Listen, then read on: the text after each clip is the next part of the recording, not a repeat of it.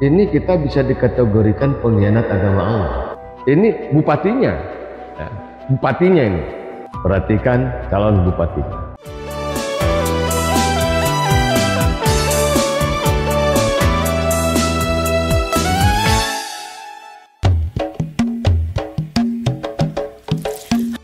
Bismillahirrahmanirrahim.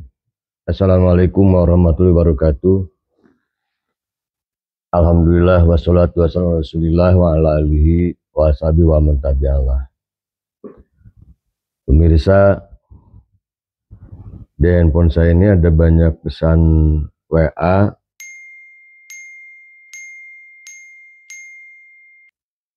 Ini sudah lama sebetulnya, tapi mohon maaf baru bisa saya jawab. Isinya banyak yang nanya tentang PSU, yakni pemilihan suara ulang. Pertama, ingin saya jawab bahwa negara kita adalah negara demokrasi. Kalau demokrasi itu, kalau saya istilahkan di bahasa Sunda, segala hempek, rek belok pek, rek elingge pek. Jadi nu gelo merjuakan kageloana sagelo-gelona. Mata tong aneh lamun loba hook ya. Berita-berita bohong, adu domba ini sama sekali kita tidak boleh terpancing. Kita harus kita tidak boleh terpancing. Kita harus cerdas menanggapinya. Karena orang yang membuat hook itu tentu saja ada kepentingan. Lalu mereka tentu saja orang-orang yang saya bilang tadi ngelo teh pasti merjuangkan kageloanana. Mereka ingin kemerdekaan dina kageloanana. Nu tukang mabok hayang merdeka mabok, nu tukang jinah yang merdeka jinah, nu tukang ngadu yang merdeka ngadu. Jadi kacida kontrasna jeung konsep agama. Kalau agama justru nggak boleh merdeka seperti itu. Nah, ini kita tentang ketaatan kepada masalah pemimpin itu sampai dijajarkan dengan Allah dan Rasulnya. Atiullaha wa rasulah wa ulil amri minkum. Taatlah kepada Allah, kepada Rasul, dan kepada pemimpinmu. Dari kamu, minkum. Ini kalau minkum, kita ini harus membuat pemimpin. Ya, tentu saja harus kita buat. Caranya dengan demokrasi, maka kita juga harus punya calon yang baik. Ya, dalam hal ini perlu diketahui ini banyak juga awam yang nggak paham juga. Dalam PSU atau dalam perhelatan pilkada kan ada dua ya, ada bupati sama wakil bupati. Kalau wakil nggak ada fungsi apa-apa. Apa yang dititahkan oleh bupatinya. Jadi yang kita bidik adalah bupatinya. Oke, sebelum ke sana, tadi atiullah wa rasul ulil amri minkum. Ini minkum, artinya kita harus buat. Makanya di dalam program pesantren itu udah ada. Yang kedua setelah mutakin adalah imam al-mutakin. Kita juga harus menciptakan pemimpin yang bertakwa dan memimpin dalam ketakwaan. Masa kepemimpinan ini Kanjeng Rasulullah Shallallahu Alaihi Wasallam bersabda, dan ini sampai wanti-wanti, diawali dengan wanti-wanti, hati-hati gitu.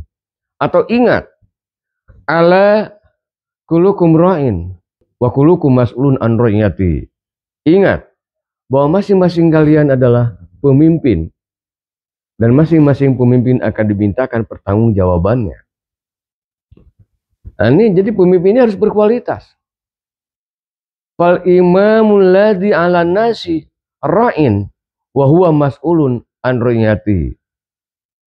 Seorang pemimpin yang memimpin manusia, bupati, kades, gubernur, atau juga presiden, mereka akan dimintakan pertanggungjawabannya di hadapan Allah Subhanahu wa Ta'ala. Bahkan seorang suami Wa rajulu ra'in ala ahli baitihi wa huwa mas'ulun an riyatihi.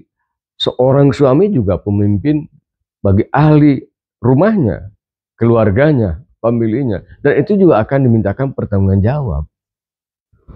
Wal mar'atu, seorang istri pun ra'iyatun ala ahli baiti jaujiha, kepada ahli rumah suaminya.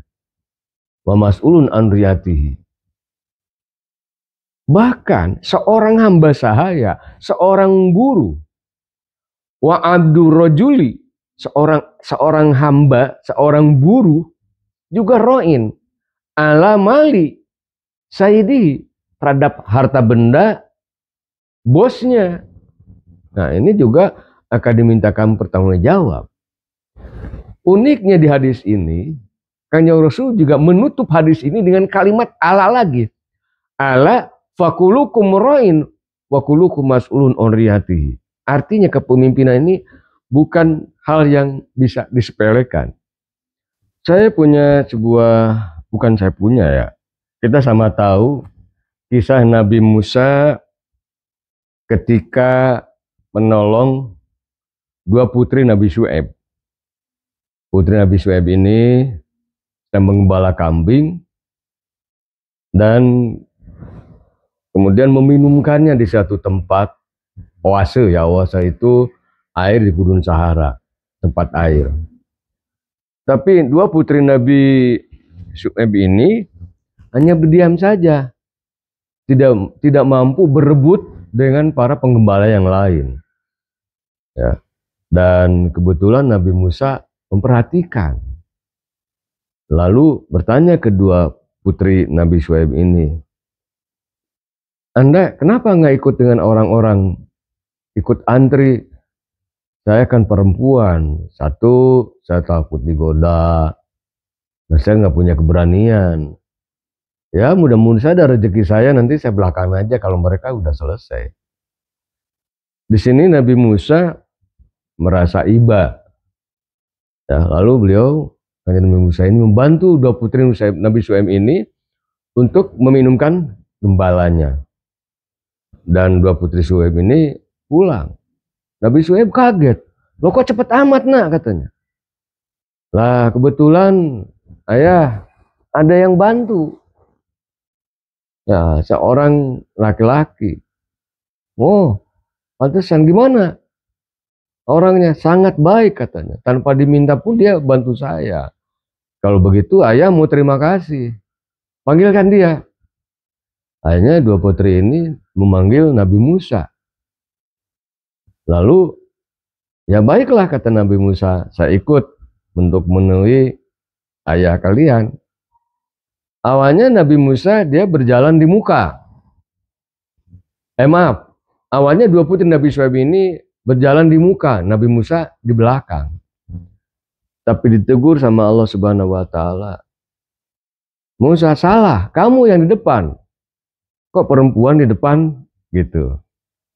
Akhirnya kanjeng Nabi Musa ke depan dia dan berjalanlah. Di sini saya perhatikan kenapa Allah perintahkan laki-laki di depan dan perempuan di belakang. Kita sama tahu kalau perempuan itu nafsunya aja 99 syahwatnya ya. Ini syahwat ini bukan berarti birahi. Syahwat itu luas banyak. Syahwatnya 99 dan laki-laki cuma satu banding 99. Terkadang dia nggak bisa ngerem kalau dia takut, kalau dia punya kemauan.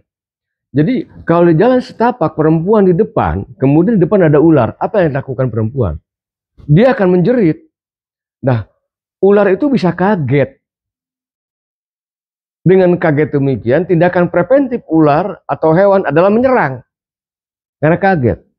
Tetapi kalau laki yang di depan, begitu ketemu ular, maka dia akan memberikan isyarat ke belakang.